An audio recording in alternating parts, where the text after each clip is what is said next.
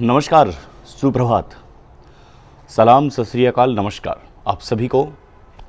तो भाई, जो सूचना लगातार फ्रंट पेज पे छप रही थी, जो मीडिया में आ रही थी, गुलामुद्दीन कब पकड़ा जाएगा, पुलिस की कार्यवाही पर कई सवाल उठाए जा रहे थे। तो आखिर वो उस रात समय आ गया, आप सबको पता है। लेकिन अब उसका एनालिसिस करना ज़रूरी है। एक ऐसा विश्लेषण, जिस विश्लेषण से राजस्थान पुलिस से ऐसे जो आरोपी होते हैं, अपराधी होते हैं, उनकी रूह तक कांप जाए कि राजस्थान पुलिस अगर चाहे तो विद इन कुछ दिनों के अंदर, चाहे इंसान कहीं भी छुपा हो, अपराधी कहीं भी छुपा हो, उसको ढूंढ निकालने में हमारी राजस्थान पुलिस सक्षम है। जी हाँ, सवाल उठते हैं, अच्छा करते हैं तो भी सवाल उठते हैं, बुरा करते हैं तो भी सवाल उठते हैं। सवाल उठना भी चाहिए। अगर कोई कार्य करता है तो उस पर सवाल नहीं उठाएंगे तो वो बेहतर कार्य नहीं कर पाता।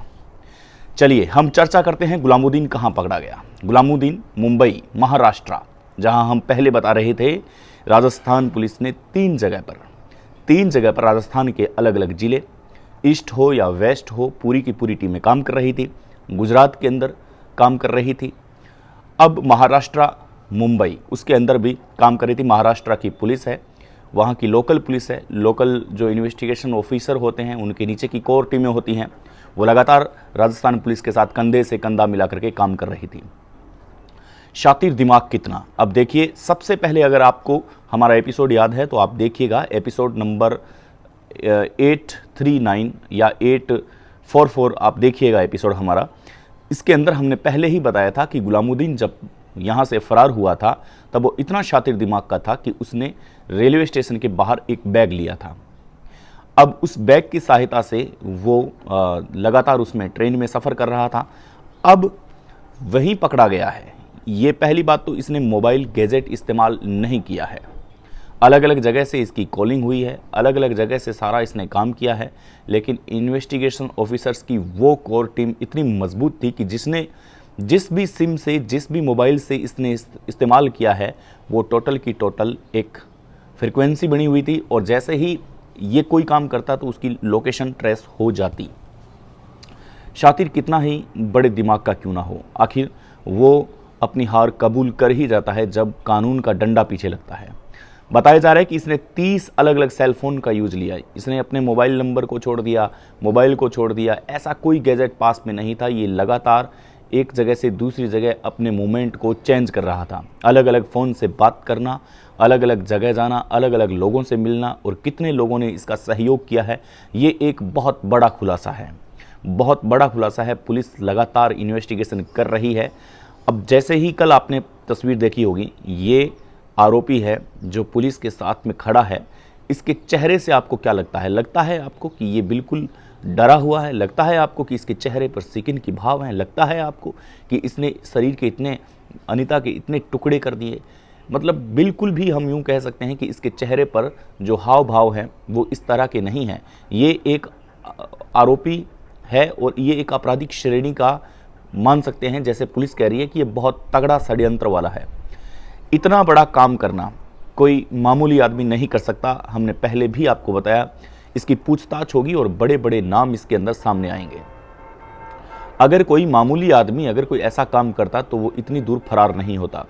ये गुजरात जाता है, गुजरात के बाद में महाराष्ट्र चला जाता है, महाराष्ट्र जाने के बाद में अलग अलग जगह इसने लोकेशन चेंज की है अपनी, और अब ये नेपाल जाने की फिराक में था, क्योंकि नेपाल के लिए किसी भी वीज़ा की आवश्यकता नहीं होती है। वहाँ पर आराम से जा सकते हैं, कोई दिक्कत वाली बात नहीं है।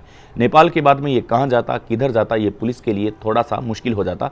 लेकिन ऐसे पहले भी कई केस आ चुके हैं जहाँ पर नेपाल जा चुके अपराधियों को वापस लेकर के आए हैं। लेकिन ये मुख्य आरोपी था और मुख्य आरोपी को पुलिस आराम से ले आती। लेकिन थोड़ा सा प्रश्न चिन्ह और खड़ा हो जाता कि आखिर पुलिस ने देश की सरहद को कैसे पार होने दिया, ये पुलिस पर सवाल खड़ा होता। लेकिन बहरहाल गनीमत ये रही कि ये फिराक में था, उस फिराक से पहले ही इसको गिरफ्तार कर लिया गया।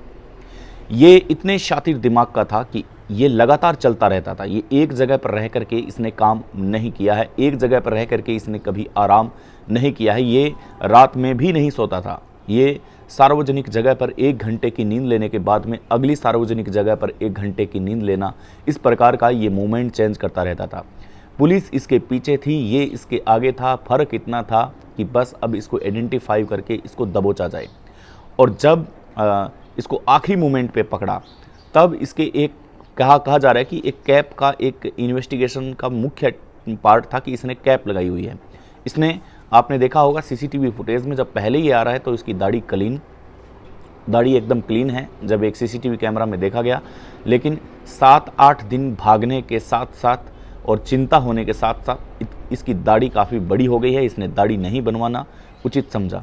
और जैसे ही आखिरी 30 सेकंड थे, आखिरी 30 सेकंड के अंदर एक जैसे ट्रांसपेट लगे होते हैं, कॉलिंग होती है इन्वेस्टिगेशन ऑफिसरों की पूरी कॉलिंग होती है, कान के अंदर ब्लूटूथ लगा होता है। और जैसे ही लास्ट अंतिम 30 सेकंड के अंदर ये निर्णय लिया गया कि गुलामुद्दीन यही है और गुलामुद्दीन को अब पकड़ा जाएगा और यही व्यक्ति है, विद इन आप मान नहीं सकते 30 सेकंड के अंदर गुलामुद्दीन को दबोच लिया। गुलामुद्दीन को ये भागने का या सोचने का या कुछ करने का मौका ही नहीं दिया। पुलिस ने चारों तरफ से घेर लिया और वो देखता ही रहा कि आखिर ये कैसे हो गया। मैं इतना शातिर दिमाग का कि एक जगह से दूसरी जगह पर निकल के आ गया, लेकिन ऐसे कैसे हो गया कि अचानक से 30 सेकंड के अंदर सारा काम हो गया। देखिए, पुलिस की फुर्ती, पहले आइडेंटिफाई करके 30 सेकंड के अंदर उसको दबोच लिया। ये नेपाल जाने वाला था, आप सबको पता है। नेपाल जाकर के ये अगला उसका प्लान क्या था, लेकिन हम पहले ही बता चुके हैं कि सामान्य व्यक्ति या सामान्य कोई आरोपी या अपराधी प्रवृत्ति का इंसान होता तो इस प्रकार की बर्बरता नहीं करता। ये गुलामुद्दीन की पत्नी है, वो पत्नी बता चुकी है और मुख्य आरोपी है ये। अभी आरोप सिद्ध नहीं हुए हैं कि क्या किया है इसने किया है। हालांकि सारे के सारे सबूत और गवाह इसके विरुद्ध जाते हुए दिखाई दे रहे हैं। अभी ये सिर्फ और सिर्फ एक महज मुख्य आरोपी है। अब ये पूछताछ की एक अगली कड़ी है कि इसके अंदर ये अपराधी बनता है या नहीं बनता। लेकिन इसकी पत्नी ने जो कहा उसके बयान को डिकोड पुलिस ने कर लिया है, उसके बयान को लिख लिया है। यहाँ पर एक तैयब अंसारी का नाम सामने आ रहा था। ऐसा हो सकता है कि बड़े बड़े लोगों के इसमें नाम सामने आ सकते हैं। अब गुलामुद्दीन राज खोलेगा। अगर किसी लोगों को लगता है कि ये अगर राज नहीं खोले तो बड़े लोगों के नाम नहीं आ सकते, नहीं जी, बिल्कुल नहीं। जो राजस्थान की पुलिस 30 सेकंड के अंदर अगर इस आरोपी को, माफ़ कीजिएगा, इस आरोपी को, मुख्य आरोपी को अगर गिरफ्तार कर सकती है तो आप यकीन मानिए कि वो गुलामुद्दीन के मुंह से कुछ भी खुला सकती है। आप यकीन मानिए कि ऐसे टेक्नोलॉजी का इस्तेमाल किया जाता है और ऐसे रिमांड लिए जाते हैं कि गुलामुद्दीन तो क्या, गुलामुद्दीन की आत्मा भी बोलेगी कि उसने क्या किया है। और जब बोलेगा गुलामुद्दीन तो खुलेगा राज। और सबसे बड़ी बात यह है कि इसमें जो मुख्य जो आरोपी होंगे, बड़े बड़े जो नाम होंगे, वो जब निकल करके सामने आएंगे तब हवा टाइट हो जाएगी। देखना आप, ये देखने वाली बात होगी और बहुत बड़े राज खुलेंगे इसके अंदर। कल एक और सूचना सामने आई कि जैसे ही गुलामुद्दीन पकड़ा गया तो मृतिका जो अनीता है उसका बेटा और हस्बैंड वहाँ से गायब मिले। अब ये बड़े मतलब एक विचित्र बात है। इसमें हम थोड़ा सा बोलना चाहेंगे कि जहाँ धरना चल रहा है, अगले ही कुछ मिनट बाद में मीडिया ने ये बात चला दी कि राहुल जो उनका पुत्र है और उनका जो हस्बैंड है वो दोनों गायब है। आखिर कहाँ गायब है? वहाँ पर जो लोग थे, जो धरने में आए थे, उनसे पूछ रहे हैं। तो वो कोई कह रहा है नहाने गए हैं, कोई कह रहा है खाने गए हैं, पता नहीं कहाँ गए हैं। लेकिन ये एक खबर का पार्ट बना दिया कि भाई वो गायब हो गए। जो धरने पर बैठे हैं वो हो सकता है कि किसी काम से, जैसे नहाने खाने, ये जो नित्य क्रिया होती है, ये करने भी जा सकते हैं। इसके बाद में अगले ही पल एक अपडेट आती है कि हनुमान बेनीवाल से मिलने पहुँचे हैं। वो खबर भी मीडिया ने चलाई है, धन्यवाद इसका। लेकिन बिना सोचे समझे ऐसी खबरें चलाना कई बार पीड़ित परिवार के लिए थोड़ा सा चिंता वाला सब्जेक्ट हो सकता है, तो ऐसी खबरों से बचें। बहरहाल हम अब बात करते हैं गुलामुद्दीन के पकड़े जाने की। गुलामुद्दीन जब पकड़ा गया तो उसके चेहरे पर सिकन नहीं था। गुलामुद्दीन को लेकर के पुलिस की कई टीमें अपनी गाड़ियों में जोधपुर लेके आई और जोधपुर लाते ही एक थाने के अंदर प्रेस वार्ता की गई। प्रेस वार्ता के अंदर गुलामुद्दीन को पीछे खड़ा किया गया और वो तमाम अधिकारी थे जो अधिकारी इसके अंदर इस केस को हैंडल कर रहे थे। और जो मुख्य जो अधिकारी थे, जो इन्वेस्टिगेशन का एक मुख्य पार्ट था, वो खुद बता रहे हैं कि मेरे करियर के अंदर मैंने ऐसा शातिर आरोपी नहीं देखा है जो बिना फ़ोन इस्तेमाल किए और 30 अलग अलग लोकेशनों से ज़्यादा चेंज करना, अपना मूवमेंट जारी रखना, रात को भी मूवमेंट जारी रखना, ये सारी बातें गज़ब की बातें हैं जो पहली बार करियर में हो रही है। इसका मतलब साफ है कि जो 2008 और 2009 में इस प्रकार का एक आपराधिक रिकॉर्ड जो दर्ज किया गया है, उसका निकाला गया है, पुलिस ने खंगाला है, ऐसे में ये मान सकते हैं कि गुलामुद्दीन एक बहुत बड़ा नाम है। गुलामुद्दीन मुख्य आरोपी है और गुलामुद्दीन पेशेवर हम मान सकते हैं कि ये तो या तो ये क्राइम सीन के देखता है या ये क्राइम फिल्में देखता है। जिस प्रकार से इसने घटना को अंजाम दिया वो वाकई मान सकते हैं कि एक शातिर दिमाग का ये इंसान है।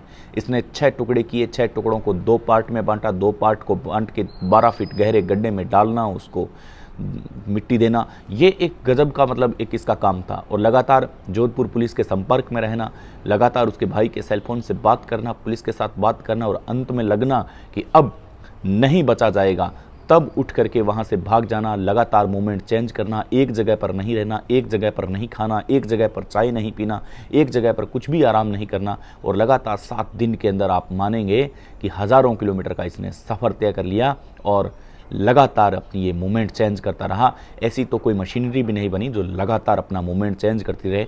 मशीनरी को भी ठंडा होने में कुछ वक्त चाहिए, ये इतने शातिर दिमाग का था। बहरहाल पुलिस की गिरफ्त में ये आ चुका है, पुलिस ने पकड़ लिया है। अब देखने वाली बात यह है कि कैसे राज खोलेगा, और जैसे ही राज खोलेगा मैं फिर आपके सामने हाजिर होऊंगा। तब तक के लिए नमस्कार, बने रहे हमारे साथ। जय हिंद, नमस्कार, रब्बा खैर, शब्बा खैर।